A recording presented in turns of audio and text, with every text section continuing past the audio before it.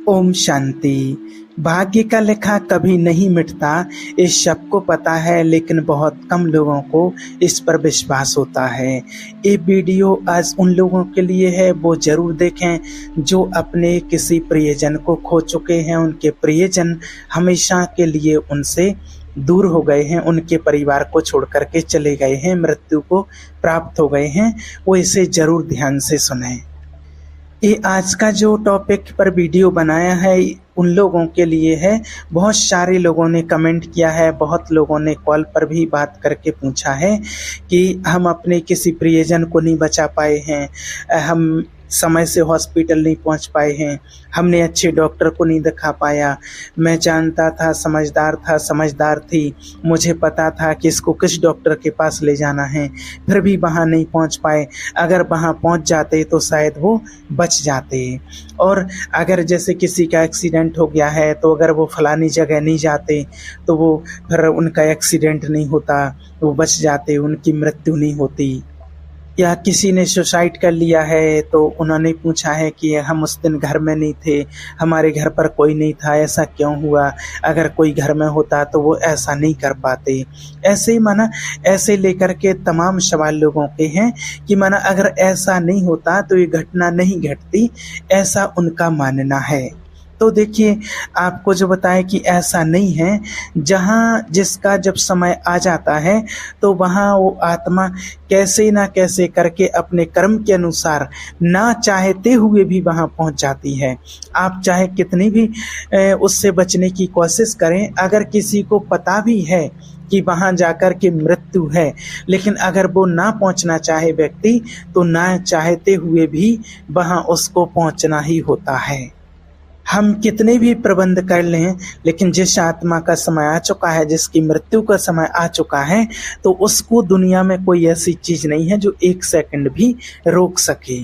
तो जिनके भी मन में ये सवाल हैं और वो बहुत दुखी होते रहते हैं अपनों की मृत्यु के कारण, सोच सोच करके मेरे कारण उनकी मृत्यु हो गई, मैंने ऐसा नहीं कर पाया, उसने ऐसा नहीं कर पाया, तो आप सभी को आज इस वीडियो में आपके इस सवाल का जवाब मिल जाएगा। किसी गांव में देखिए एक बहुत ज्ञानी पंडित रहता था। एक दिन वह अपने बचपन के मित्र से मिलने के लिए दूसरे गांव में जा रहे थे। वह मित्र बचपन से ही गूंगा एवं एक पैर से अपाहिज था और उस मित्र का गांव काफी दूर था और रास्ते में कई भी छोटे छोटे गांव पड़ते थे। पंडित जी अपनी धुन में चले ही जा रहे थे कि रास्ते में पंडित जी को एक और व्यक्ति मिल गया। अब वो भी पंडित जी के साथ साथ रास्ते में चलने लगा। पंडित जी ने सोचा चलो अच्छा ही हुआ है, साथ साथ में चलने से सफर भी जल्दी कट जाएगा, बोरिंग नहीं होगी। चलते चलते पंडित जी ने उस आदमी से उसका नाम पूछा तो उस आदमी ने अपना नाम महाकाल बताया। अब पंडित जी को ये नाम बहुत अजीब सा लगा, पर पंडित ने नाम के विषय में कुछ और जानना उचित नहीं समझा, न उनसे पूछा। दोनों धीरे धीरे साथ में चल ही रहे थे, तभी रास्ते में एक गांव आया। तो महाकाल ने पंडित से कहा तुम आगे चलो, मुझे इस गांव में एक संदेशा देना है और मैं वो संदेश दे करके आता हूँ, मैं आपसे आगे मिलता हूँ। पंडित ने कहा ठीक है और आगे की ओर चल दिए। तभी गांव में खबर फैली कि एक व्यक्ति को किसी भैंसे ने मार दिया है और जैसे ही भैंसे ने उस व्यक्ति को मारा है, ठीक थोड़ी ही देर में महाकाल आ गया। फिर चलते चलते पंडित और महाकाल चलते चलते फिर एक गांव के पास में पहुंचते हैं, जहां पर एक छोटा सा मंदिर बना था। ठहरने की व्यवस्था भी अच्छी लग रही थी। पंडित के मित्र का भी गांव वहां से काफी दूर था और रात्रि भी होने वाली थी। तो पंडित ने कहा कि रात्रि होने वाली है, पूरा दिन चलते चलते थकान भी बहुत लग रही है और भूख भी लगी हुई है, तो यही भोजन करके आराम कर लेते हैं, सुबह आराम से आगे का सफर तय करेंगे।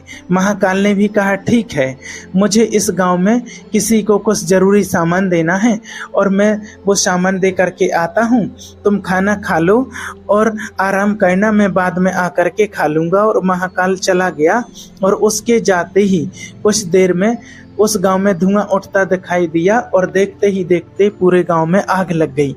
पंडित ने आश्चर्य से सोचा कि महाकाल जहाँ भी जाता है वहाँ किसी न किसी तरह की कोई ना कोई घटना जरूर घट जाती है, हानि हो जाती है, कुछ तो गड़बड़ है। लेकिन पंडित ने रात्रि में महाकाल से इस विषय में कोई जिक्र नहीं किया। सुबह दोनों ने फिर अपने रास्ते की ओर आगे बढ़ना शुरू कर दिया। कुछ ही दूरी में फिर एक गांव आया तो महाकाल ने फिर पंडित से कहा कि आप आगे चलते जाइए, मैं कुछ दूरी में मिलता हूँ, आगे चल के मिल जाऊंगा। मुझे इस गांव में भी कुछ जरूरी काम है, किसी से मिलना है और मैं वो काम करके आकर के आपसे आगे मिलता हूँ। यह कह करके महाकाल जाने लगा। लेकिन इस बार क्या हुआ कि पंडित आगे नहीं बढ़े और वहीं खड़े होकर के महाकाल को देखते रहे कि महाकाल आखिर जाता कहाँ है और क्या करता है। तभी लोगों की आवाजें सुनाई देने लगी कि किसी व्यक्ति को यहाँ पर किसी जहरीले सर्प ने काट लिया है और वो व्यक्ति मर गया है। फिर कुछ ही देर में महाकाल उस पंडित जी के पास पहुंच जाता है। लेकिन इस बार पंडित को सहन नहीं हुआ और पंडित जी ने महाकाल से पूछ ही लिया कि आप जिस गांव में जाते हो वहां कोई ना कोई नुकसान जरूर हो जाता है, क्या तुम मुझे बता सकते हो ऐसा क्यों होता है? तो महाकाल ने जवाब दिया, पंडित जी आप तो मुझे बहुत बड़े ज्ञानी मालूम पड़े थे, इसलिए मैं आज के साथ चलने लगा था, क्योंकि ज्ञानियों का संग बहुत अच्छा होता है, परंतु आप अभी तक समझ नहीं पाए कि मैं कौन हूँ। पंडित जी ने कहा, मैं समझ तो गया हूँ, लेकिन मुझे कुछ शंका है। अगर आप ही अपना उपयुक्त परिचय दे दें तो मुझे आसानी होगी आपको समझने में। तो महाकाल ने जवाब दिया कि मैं यमदूत हूँ और यमराज की आज्ञा से उन लोगों के मैं प्राणों का हरण करता हूँ जिनकी आयु पूरी हो जाती है, जिनकी मृत्यु का समय आ जाता है। हालांकि पंडित को इस सवाल का जवाब पहले से ही मिला हुआ था, पहले से ही उनको शंका थी, लेकिन महाकाल से इसका जवाब सुन करके और पंडित जी घबरा गए। लेकिन फिर से हिम्मत करके पंडित जी ने पूछा कि अगर ऐसी बात है तुम सचमुच में ही यमदूत हो तो अगली मृत्यु किसकी है? तो यमदूत ने जवाब दिया कि अगली मृत्यु तुम्हारे उसी मित्र की है जिससे तुम मिलने के लिए जा रहे हो, और उसकी मृत्यु का कारण भी तुम ही बनोगे। यह बात सुनकर पंडित तो सहम से गए और सोच में पड़ गया कि वास्तव में यदि यह महाकाल यमदूत हुआ तो उसकी बात भी सही होगी और उसके कारण मेरे बचपन के सबसे घनिष्ठ मित्र की मृत्यु हो जाएगी। इसलिए अच्छा यही होगा कि मैं अपने मित्र से मिलना ही न जाऊं, कम से कम मैं तो उसकी मृत्यु का कारण नहीं बनूंगा। महाकाल ने कहा, जो तुम सोच रहे हो वो सब कुछ मुझे पता है, लेकिन तुम्हारे अपने मित्र से मिलने के लिए ना जाने के कारण नियति कभी बदल नहीं सकती है। तुम्हारे मित्र की मृत्यु निश्चित है और वह अगले कुछ ही क्षणों में घटित होने वाली है। महाकाल के मुंह से ऐसी बात सुन करके पंडित को झटका सा लगा, क्योंकि महाकाल ने उसके मन की बात जान ली थी, जो एक साधारण व्यक्ति के लिए संभव नहीं है। अब पंडित को विश्वास हो गया था कि यह महाकाल सचमुच में ही यमदूत है, इसलिए वह मित्र की मृत्यु का कारण न बने, इसलिए वो पीछे की ओर मुड़ा और अपने गांव की ओर जाने लगा। परंतु जैसे ही पंडित मुड़ा, उसका मित्र तेजी से उसकी ओर आता दिखाई दिया, जो पंडित को देख करके अत्यंत प्रसन्न दिख रहा था। अपने मित्र के आने की गति को देखकर पंडित को ऐसा लगा कि जैसे उसका मित्र काफी समय से उसके पीछे ही आ रहा है, लेकिन वह बचपन से ही गूंगा था और पैर से अपाहिज था, इसलिए ना तो पंडित तक पहुंच पा रहा था और ना ही पंडित को कुछ आवाज दे करके रोक पा रहा था। लेकिन जैसे ही वो पंडित के पास पहुंचा, अचानक उसकी मृत्यु हो गई और पंडित हक्का बक्का रहकर महाकाल की ओर देखने लगा, जैसे कि कुछ और पूछना चाह रहा हो। आखिर क्या हुआ? महाकाल ने पंडित के मन की बात समझ ली और बोला कि तुम्हारा मित्र पिछले गांव से ही तुम्हारे पीछे आ रहा था, लेकिन वह अपाहिज और गूंगा होने की वजह से तुम तक नहीं पहुंच सका। उसने अपनी संपूर्ण ताकत लगाकर तुम तक पहुंचने की कोशिश की, लेकिन बुढ़ापे में बचपन जैसी ताकत नहीं होती है, इसलिए हृदय आघात के कारण तुम्हारी मित्र की मृत्यु हो गई है, क्योंकि वो तुमसे मिलने के लिए वह अपनी सीमाओं को लांघते हुए तुमसे मिलने के लिए पीछे पीछे भाग रहा था, इसलिए अपनी मित्र की मृत्यु का कारण तुम ही बने। अब पंडित को विश्वास हो चुका था कि सचमुच ये महाकाल एक यमदूत है और उसका कार्य है जीवों के प्राण हरना। पंडित एक ज्ञानी व्यक्ति था, इसलिए यह भी जानता था कि मृत्यु पर किसी का बस नहीं चलता है। सभी जीवों को एक न एक दिन अपने निश्चित समय पर जाना ही होता है। यह सोचकर अपने आप को उसने संभाल लिया, लेकिन अचानक पंडित के मन में स्वयं की मृत्यु के बारे में जानने की इच्छा हुई। इसलिए उसने महाकाल से कहा कि जब मृत्यु मेरे मित्र की होनी थी तो तुम शुरू से ही मेरे साथ क्यों चल रहे थे? महाकाल ने जवाब दिया कि मैं तो वहां पहुंच ही जाता हूं कुछ समय पहले ही जहां किसी की मृत्यु का समय आ जाता है, किंतु लोग पहचान नहीं पाते हैं क्योंकि लोगों के पास अपनी समस्याओं के अलावा किसी और व्यक्ति, वस्तु या घटना के संदर्भ में सोचने या उसे समझने का समय ही नहीं होता है। वो अपने में ही व्यस्त रहते हैं। तो पंडित ने कहा कि तुम बता सकते हो कि मेरी मृत्यु कब और कैसे होगी?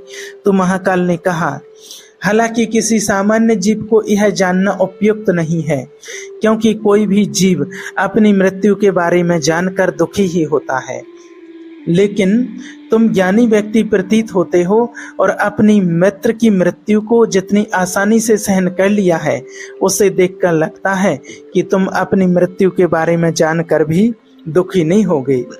तो तुम्हारी मृत्यु आज से ठीक 6 महीने बाद, ध्यान से सुन लो, पंडित जी से बोला यमदूत ने कि आपकी मृत्यु आज से 6 महीने बाद ठीक समय पर आज के ही दिन किसी दूसरे राज्य में फांसी लगने से होगी। और सबसे आश्चर्य की बात यह होगी कि तुम स्वयं खुशी से फांसी को स्वीकार कर लोगे। इतना कहकर महाकाल जाने लगा, क्योंकि महाकाल के पास पंडित के साथ चलते रहने का अब कोई और कारण नहीं था। पंडित भी अपने मित्र की यथाशक्ति अंतिम संस्कार करके और अपने गांव वापस चला गया। लेकिन कोई व्यक्ति कितना भी ज्ञानी क्यों ना हो, अपनी मृत्यु का बात जान करके दुखी तो होता ही है, व्यतीत तो होता ही है, और मृत्यु से बचने के लिए कुछ ना कुछ कर्म करता ही है। सो पंडित ने भी कोई उपाय किया, क्योंकि पंडित तो विद्वान था, इसलिए उसकी ख्याति उसके राज्य के राजा तक थी। तो पंडित ने सोचा कि राजा के पास तो कई ज्ञानी मंत्री होते हैं, तो मेरी मृत्यु से संबंधित कोई ना कोई समस्या का हल तो निकाल ही लेंगे। तो पंडित यह सोचते हुए राज दरबार में पहुंच जाते हैं और राजा को इशारा भी देते हैं और सारा वृतांत सुनाते हैं। राजा ने अपने मंत्रियों को बात बताई और उनसे सलाह मांगी। अंत में सभी ने विचार विमर्श करके बताया कि अगर पंडित की बात सही है तो उसकी मृत्यु ही 6 महीने के बाद ही होगी, लेकिन मृत्यु तब होगी जब वह किसी दूसरे राज्य में जाएगा। यदि वह दूसरे राज्य में जाए ही ना तो उसकी मृत्यु ही ना होगी। और मंत्रियों का यह सुझाव राजा को भी अच्छा लगा। तो पंडित को रहने की व्यवस्था महल में कर दी गई और राजा के आदेश के बिना उस पंडित से किसी को भी मिलने नहीं दिया जाता था। लेकिन पंडित कहीं भी आ जा सकता था, ये उसको छूट थी, ताकि ये ना लगे उनको कि राजा की कैद में है। परंतु पंडित डर के मारे स्वयं ही कहीं आता जाता नहीं था। धीरे धीरे पंडित की मृत्यु का समय नजदीक आने लगा और वह भी दिन आ गया जब पंडित की मृत्यु होनी थी। तो जिस दिन पंडित की मृत्यु होने वाली थी तो पंडित डर के मारे उस दिन जल्दी ही सो गया, ताकि जल्दी से वह रात बीत जाए और अगला दिन जल्दी आ जाए तो मृत्यु टल सके। लेकिन पंडित को स्वयं नींद में चलने की बीमारी थी और इस बीमारी के बारे में वह स्वयं भी नहीं जानता था। अतः राजा या किसी वैद्य को भी इस बीमारी के बारे में बताने का तो प्रश्न ही नहीं उठता था। पंडित अपनी मृत्यु को लेकर बहुत चिंतित था। और नींद में चलने की बीमारी तभी आती है जब नींद उसकी ठीक तरह से ना हो पाती हो। तो उसी रात पंडित को नींद में चलने का दौरा पड़ा। तो वह उठा और महल से निकल करके अस्तबल में गया। और पंडित क्या है, राजा का खास मेहमान था, इसलिए किसी पहरेदार ने भी पंडित को रोकने की कोशिश नहीं की और ना ही कुछ पूछताछ करने की कोशिश की। अस्तबल में पहुंचकर वह सबसे तेज चलने वाले घोड़े की सीट पर सवार हो गया, पीठ पर सवार हो गया और नींद में ही अपने राज्य की सीमा से पार करके किसी दूसरे राज्य की सीमा में चला गया। और इतना ही नहीं, वह दूसरे राजा के राज्य के महल में पहुंच गया और उस महल के पहरेदार ने भी उसे नहीं रोका और ना ही कोई पूछताछ की। सभी लोग रात्रि की अंतिम पहर होने के कारण नींद में थे और वह पंडित सीधे राजा के सैन्य कक्ष में पहुंचा और राजा के सैन्य कक्ष से होते हुए राजकुमारी के सैन्य कक्ष में पहुंच गया, जहां राजकुमारी सो रही थी। और वहीं राजकुमारी के पास में पंडित जाकर के लेट गया। और सुबह हुई जब राजा ने देखा कि पंडित राजकुमारी के बगल में लेटा हुआ, तो ये देख करके राजा बहुत क्रोधित हुआ और पंडित को गिरफ्तार कर लिया गया। और पंडित को तो कुछ समझ में ही नहीं आ रहा था कि आखिर दूसरे राज्य में राजा के सैन्य कक्ष में कैसे पहुंच गया। लेकिन वहां ये सब कुछ सुनने वाला कौन था? राजा ने पंडित को दरबार में हाजिर करने का हुक्म दिया। कुछ समय बाद पंडित को दरबार में लाया गया। कुछ समय के बाद राजा का दरबार लगा और राजा ने पंडित को देखा और देखते ही इतना क्रोधित हुआ कि पंडित को फांसी पर चढ़ा देने का हुक्म सुना दिया। फांसी की सजा सुनकर पंडित कांप गया, फिर भी कुछ हिम्मत करके राजा से कहा, महाराज, मैं नहीं जानता कि मैं राजमहल में कैसे पहुंचा, राजकुमारी के सैन्य कक्ष में कैसे पहुंचा, मैं ये भी नहीं जानता हूं और आपके राज्य के किसी पहरेदार ने क्यों नहीं रोका। लेकिन मैं इतना जानता हूं कि आज मेरी मृत्यु होनी थी और होने भी जा रही है। राजा को ये बात सुनकर थोड़ी अटपटी लगी। उसने पूछा, तुम्हें कैसे पता है कि आज तुम्हारी मृत्यु होनी है? कहना क्या चाहते हो? राजा के इस सवाल के जवाब में पंडित ने पिछले 6 महीने की कहानी बता दी, महाकाल और उसके साथ की, और कहा कि महाराज, मैं तो क्या, किसी भी राज्य के व्यक्ति में इतनी शक्ति नहीं है कि राजा की उपस्थिति में और सैन्य कक्ष में और राजकुमारी के बाजू में जाकर के सो जाए। राजा को पंडित की बात में थोड़ी सत्यता दिखाई दी, परंतु उसने सोचा कि यह मृत्यु से बचने के लिए महाकाल और अपनी मृत्यु की भविष्यवाणी का बहाना बना रहा है। इसलिए राजा ने पंडित से कहा, यह तुम्हारी बात सत्य है और आज तुम्हारी मृत्यु का दिन है, तो ऐसा कि महाकाल ने तुमसे कहा था तो तुम्हारी मृत्यु का कारण मैं नहीं बनूंगा। लेकिन अगर बात झूठी निकली तो निश्चित ही आज तुम्हारी मृत्यु का दिन होगा, क्योंकि पड़ोसी राज्य का राजा उसका मित्र था। उसने तुरंत सिपाहियों के पास दूसरे राज्य के राजा को पत्र भेजा और पंडित के द्वारा कही गई बात की सत्यता का प्रमाण मांगा। शाम तक भेजे गए सैनिक लौटे। उन्होंने बताया कि महाराज, पंडित जो कह रहा है वो पूर्णतः सत्य है। दूसरे राज्य के राजा ने पंडित को रहने के लिए अपने ही महल में संपूर्ण व्यवस्था कर रखी थी और पिछले 6 महीने से पंडित राजा का मेहमान बनकर के रह रहा था। अब राजा इस पंडित के अंतिम बार इसके सैन्य कक्ष में मिले थे और इसके बाद इस राज्य में कैसे पहुंच गया इसकी जानकारी किसी को भी नहीं है। इसलिए उस राज्य के राजा के अनुसार पंडित को फांसी की सजा देना उचित नहीं है। लेकिन राजा के लिए भी एक नई समस्या आ गई, क्योंकि उसने बिना कुछ जाने ही पंडित को फांसी पर चढ़ाने की सजा सुना दी थी। इसलिए अगर फांसी ना दी जाए पंडित को तो राजा के कथन का अपमान हो जाए, और अगर राजा के द्वारा दी गई सजा का मान रखा जाए तो पंडित की बिना वजह ही मृत्यु हो जाएगी। राजा ने अपने सभी मंत्रियों से इस बात की चर्चा की। सभी मंत्रियों ने सुझाव दिया कि पंडित को एक कच्चे सूत से फांसी लगवा दी जाए, जिससे आपके कथन का भी मान रह जाएगा और कच्चे सूत के धागे से पंडित को भी फांसी नहीं होगी और उसके प्राण भी बच जाएंगे। राजा को यह सुझाव अच्छा लगा। उसने ऐसा ही आदेश सुना दिया। पंडित के लिए कच्चे धागे की सूत का फांसी का फंदा बनाया गया और नियम के अनुसार पंडित को फांसी पर चढ़ाया जाने लगा। और सभी लोग खुश थे कि ना तो पंडित मरेगा और ना ही राजा का वचन झूठा पड़ेगा। पंडित को भी विश्वास था कि सूत के धागे से तो उसकी मृत्यु हो ही नहीं सकती है। इसलिए वह भी खुशी खुशी फांसी पर चढ़ने को तैयार था, जैसा कि महाकाल ने उसे कहा था।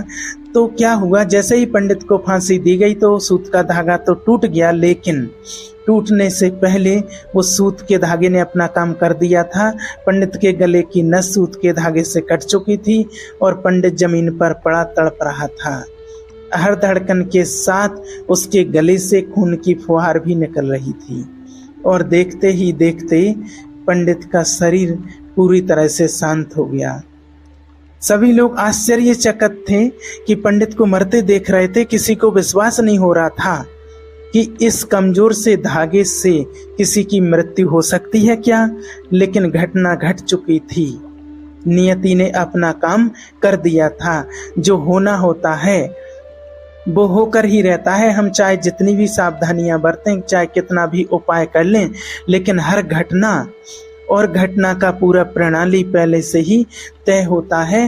वो अपने समय पर घटना घट करके ही रहती है। इसलिए आप जो दुखी हैं इन बातों से कि हमारे कारण ऐसा हो गया है, ऐसा हो गया, हमारे प्रियजन चले गए हैं, तो इस कहानी से आपको बहुत अच्छी सीख मिली होगी और आपको अपने सवाल का जवाब भी मिल गया होगा। इसलिए आप निश्चिंत रहें, किसी भी प्रकार से दुखी ना हों। इसीलिए भगवान ने हमें भविष्य जानने की क्षमता नहीं दी है, ताकि हम अपने जीवन को ज़्यादा बेहतर तरीके से जी सकें। और यही बात उस पंडित पर भी लागू होती है। यदि पंडित ने महाकाल से अपनी मृत्यु के बारे में न पूछा होता तो 6 महीने राजा की कैद में रह कर के हो सकता है डर डर से जीने की बजाय ज़्यादा बेहतर जिंदगी जीता। इसलिए आप निश्चिंत रहें कि ऐसा क्यों हो गया हमारे साथ, हमारे प्रियजनों के साथ, उन्होंने ऐसा क्यों कर लिया। वो उनका एक समय आ जाता है आत्मा का, तो उनके अपने समय के अनुसार उस आत्मा को वैसा करके शरीर छोड़ के उस आत्मा को जाना ही पड़ता है। इसलिए आप निश्चिंत रहें, अच्छे कर्म करते रहें तो आपका भाग्य, आपकी किस्मत भी अच्छी और श्रेष्ठ बनेगी। ओम शांति।